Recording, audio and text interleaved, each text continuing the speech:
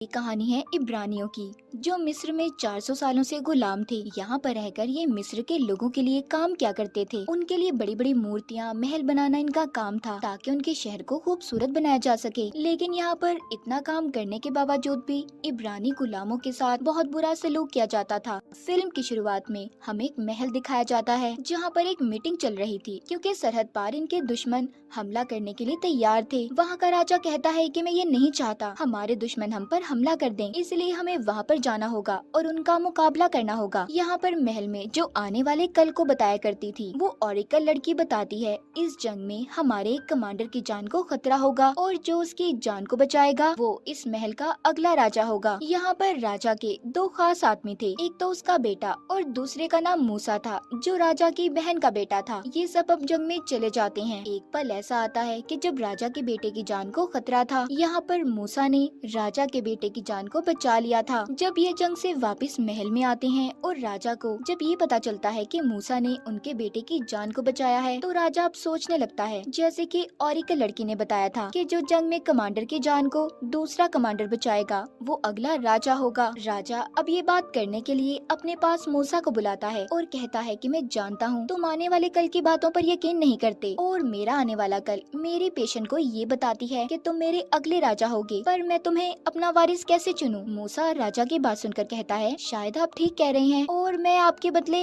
राजा कैसे बन सकता हूँ। इसके बाद अब एक और मीटिंग बुलाई जाती है, जिसमें बताया जाता है कि इब्रानी गुलाम वो बहुत ज्यादा तंग कर रहे हैं और सही से काम भी नहीं कर रहे। अब इस बात का पता करने के लिए राजा अपने बेटे को हुक्म देता है कि जाओ और जाकर पता लगाओ कि आखिर माजरा क्या है। जैसा कि अब ये पेशेंट गोई हुई थी कि अगला राजा मूसा होगा, तो राजा के बेटे के दिल में इस बात को लेकर मूसा के लिए शक पैदा होने लगता है। अब मूसा राजा के बेटे के पास आता है और कहता है कि तुम गुलामों के पास मत जाओ, ये तुम्हारी शान के खिलाफ होगा, आखिर तुम राजा के बेटे हो। मैं इन सब बातों का पता करने जाता हूँ। मूसा जब उन गुलामों के पास जाता है तो वहाँ के हालात बहुत खराब थे। गुलामों को उनके काम के बदले इनाम देने की बजाय मारा पीटा जाता था। मूसा जब वहाँ के वजीर से बात करता है तो वजीर बताता है कि इनके साथ ये सब इसलिए किया जा रहा है, ये गुलाम हमारे खिलाफ बगावत पर उतर आए हैं। मूसा कहता है, तुम इन बातों को छोड़ दो, मैं गुलामों से खुद बात करूंगा। मूसा अब इब्रानी गुलामों के सब बुजुर्गों को एक जगह पर जमा करता है और उनसे बात करता है। उन गुलामों में से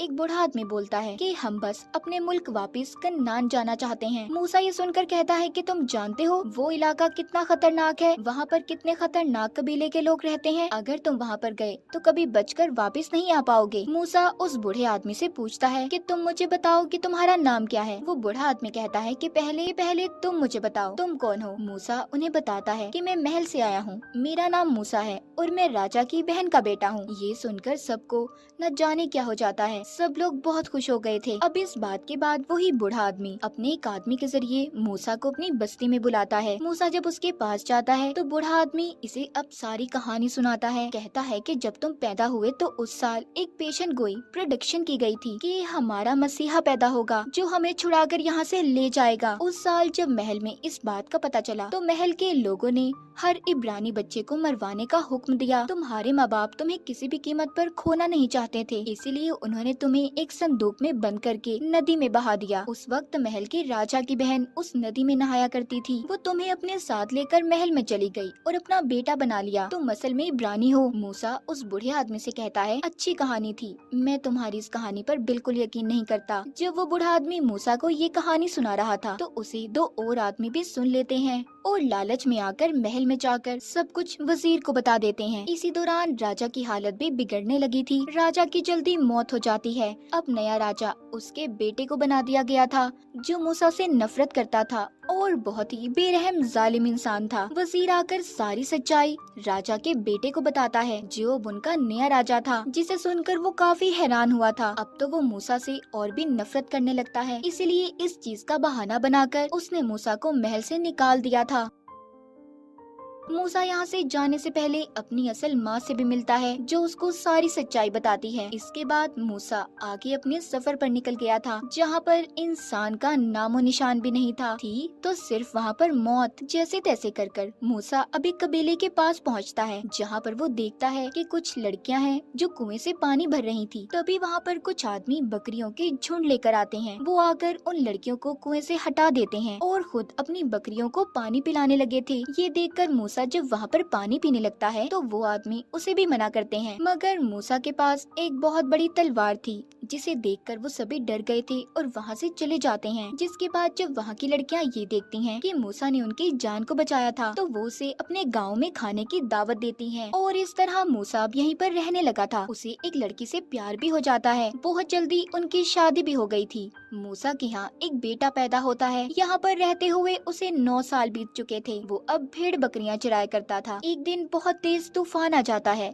उसकी बकरियां तूफान की वजह से एक पहाड़ पर चढ़ गई थी, जिसे यहाँ के लोग गॉड खुदा का पहाड़ माना करते थे। जब मूसा अपनी बकरियों को लेने ऊपर चढ़ता है तो बहुत ज्यादा मिट्टी और पत्थर नीचे गिर रहे थे, जिस वजह से वो मिट्टी में ही दब जाता है। उसका सिर्फ मुंह बाहर था। थोड़ी देर बाद जब उसे होश आता है तो देखता है कि एक दरख्त को आग लगी हुई है। तब उसके पास एक बच्चा आता है जो कहता है कि तुम यहाँ पर आकर अपने पुराने लोगों को भूल गए जो तुम्हारा अब तक इंतजार कर रहे हैं। वो जानते हैं कि एक दिन उनका मसीहा उन्हें आजाद जरूर करवाएगा। वो ये बातें सुनकर बेहोश हो गया था। अब जब उसको दोबारा से होश आता है तो वो अपने घर था, जहाँ पर वो अपनी बीवी को उस बच्चे के बारे में बताता है। कहता है कि मुझे लगता है गॉड मुझे इशारा दे रहे हैं कि जाकर मैं अपने लोगों की जान को बचाऊं। मूसा को एक बार फिर ये बातें सुनाई देती हैं, इसीलिए अब उसने ये फैसला किया था कि वो दोबारा मिस्र जरूर जाएगा। मिस्र पहुंचकर सबसे पहले ये उसी बूढ़े आदमी के पास जाता है जिसने इसे सारी सच्चाई बताई थी। वो कहता है तुम्हारे जाने के बाद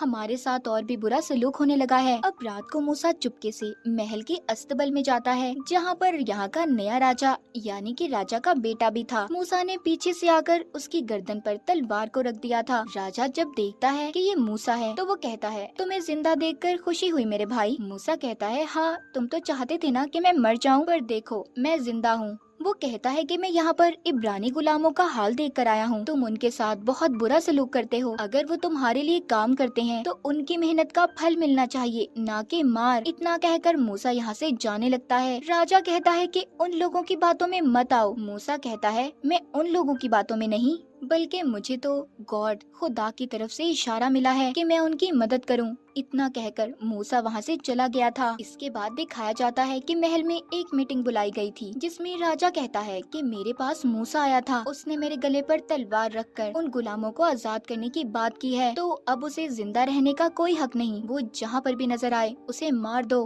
अब जिस भी फैमिली से मूसा के बारे में पूछा जाता कि वो कहाँ पर है, जो मूसा का साथ दे रहे थे वो कुछ भी बताने के लिए तैयार नहीं थे। इसीलिए राजा के सिपाही उनको जिंदा ही लटका देते हैं, यानी कि ये उन गुलामों के लिए मूसा के बारे में ना बताने की सजा थी। दूसरी तरफ मूसा को दिखाया जाता है जो गुलामों के साथ मिलकर अपनी एक टीम तैयार कर रहा था, जिसमें वो उन्हें घुड़सवारी, तीरंदाजी और तलवार चलाना भी सिखाता है, ताकि ये सब मिलकर अपनी आजादी के लिए लड़ सकें। बहुत जल्दी मूसा की टीम तैयार हो गई थी। सबसे पहले ये लोग ये प्लान बनाते हैं कि ये मिस्र के रहने वाले लोगों को तंग करेंगे, ताकि वो अपने राजा से कहकर इन्हें आजाद करवा दें। वो उनके घरों में भी आग लगा देते हैं, यहाँ तक कि उनकी कश्तियाँ भी जला दी थी। एक दिन मूसा के पास वो ही बच्चा आता है जो उस दिन उसे पहाड़ पर नजर आया था। वो कहता है कि जो जंग तुम लड़ रहे हो इसमें तो सदियां लग जाएंगी, तुम कभी भी नहीं जीत सकते। मूसा उस बच्चे से पूछता है तो फिर मुझे क्या करना चाहिए? वो बच्चा कहता है बस देखते जाओ अब क्या होता है। वहीं पर एक आदमी खड़ा मूसा को ही देखे जा रहा था कि वो किससे बात कर रहा है, मगर उसे वो बच्चा नजर नहीं आता। इसका मतलब उस बच्चे की शक्ल में मूसा के पास गॉड आए थे। और अगले ही दिन मिस्र की नदी में बड़े बड़े मगरमच्छ आ जाते हैं, चीड़ फाड़ कर खा जाते हैं। यहाँ तक कि नदी में एक भी मछली जिंदा नहीं बची थी। कश्तियों में बैठे हुए सभी लोगों को खत्म कर दिया था। पानी के बजाय नदी में खून बहने लगता है, जिस वजह से इनकी फसलों को भी पानी मिलना बंद हो गया था और सारी फसलें बर्बाद हो जाती हैं। फिर इन पर मेंढकों का हमला होता है। बहुत सारे मेंढक मिस्र में आ गए थे और जब ये मेंढक मर जाते हैं तो उन पर बहुत सारी मक्खियाँ आ गई थी। वो मक्खियाँ तादाद में इतनी ज्यादा थी कि ये लोग खाना भी नहीं खा सकते थे। फिर इसके बाद कोढ़ की बीमारी फैल गई थी, जिसने ना तो राजा को छोड़ा था और न ही रानी को। इन सब के बाद भी राजा बाज नहीं आया था। एक दिन मूसा एक घोड़े पर लिखकर राजा के पास भेजता है कि तुम्हें गुलामों को आजाद करना होगा, वरना इसके बाद और भी आफतें तुम पर आ सकती हैं, जो गॉड खुदा की तरफ से हैं। मगर राजा अभी भी मानने को तैयार नहीं था। इसके बाद तो वो गुलामों पर और भी जुल्म करने लगा। जब गॉड ये देखते हैं तो अब मिस्र में पत्थरों की बारिश होने लगी थी। सब भेड़ बकरियां मर जाती हैं और आखिरी हमला टिड्डियों का था, जिससे वहाँ की सारी फसलें बर्बाद हो गई थी। राजा भी इन सब आफतों से तंग आ गया था, इसीलिए वो अपने गॉड से दुआ करने जाता है ताकि सारी मुसीबतें हट सकें। तभी उसे महसूस होता है कि उधर मूसा है। वो कहता है, मूसा तुम यहाँ हो ना? जिसके बाद अब राजा को गुस्सा आ गया था। वो कहता है, हाँ पहले मैं समझता था कि ये सब खुदा की तरफ से है, पर मैं समझ चुका हूँ कि ये सब तुम कर रहे हो मूसा। अब तो मैं एक भी गुलाम को आजाद नहीं करने वाला और मैं देखता हूँ जीतता कौन है, मैं या तुम्हारा गॉड। जिसके बाद मूसा दोबारा से उसी पहाड़ पर आता है